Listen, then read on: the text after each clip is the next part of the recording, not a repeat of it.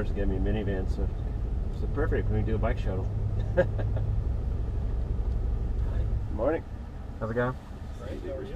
Good, good. Stayed in here somewhere. Yeah. All right. Thanks a lot, guys. Yep. Yep. Go, have fun. Thank you.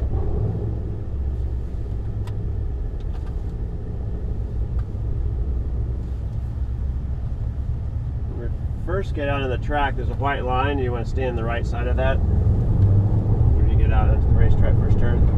Almost every racetrack has something like that. So if people are already out there going at speed, that you don't get in their way and get rammed. So stay to the right of the white line. Yeah. I'll point it out when we get out there. It's just a standard thing. Every racetrack has something like that. You're gonna go left and right. Slow down a little bit.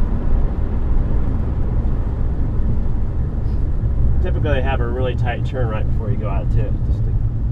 This is the white line. You stay in this lane right here. Got it. It's good looking mirror. Yep. Weird. So now we're on the track. Yep, we're on the track. All right.